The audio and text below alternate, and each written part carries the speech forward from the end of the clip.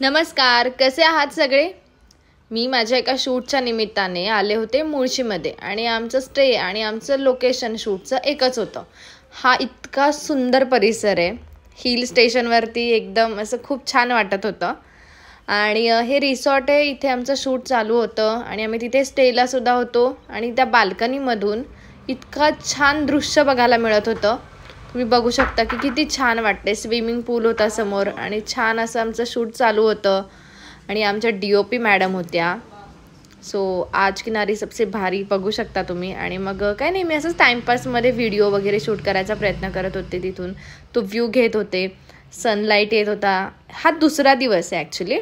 आणि मग छान असा चिलआउट करत मी छान मस्तपैकी हे सगळं कॅप्चर करत होते, आठवणी साठवत होते. आणि मग डे 2 आमचा होता लवासामध्ये. कॉफी घेत घेत संध्याकाळी मी हे सगळं दृश्य असं डोळ्यांमध्ये साठवत होते. तुम्ही बघू शकता किती छान वाटतंय. ॲक्च्युली खूप वर्षांनंतर मी लवासामध्ये आले होते आणि खूप म्हणजे आठवणी कॉलेजच्या ताज्या झाल्या. खरं तर खूप छान वाटलं. संध्याकाळी एवढ्या म्हणजे कधीच म्हणजे जेव्हा मी गेले होते लवासामध्ये तेव्हा मी सकाळी जाऊन आम्ही दुपारपर्यंत रिटर्न घरी असं गेलो होतो. पण यावेळेला आम्ही संध्याकाळी शूटमुळेच आम्ही तिथे थांबलो होतो.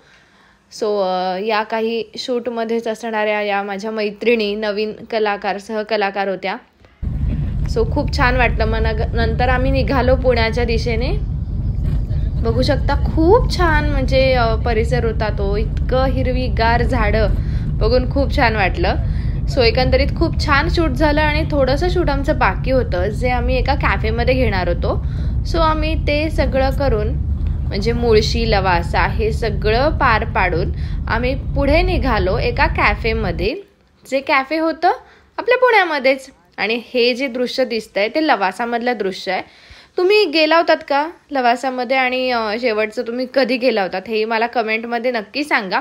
मी तर खूप आधी गेले होते म्हणजे लॉकडाऊनच्याही आधी. मला असं वाटतंय की मी गेले होते 2015-16ला.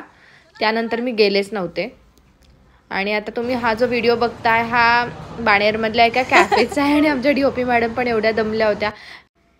सो कसा वाटला व्हिडिओ नक्की सांगा. थँक्यू.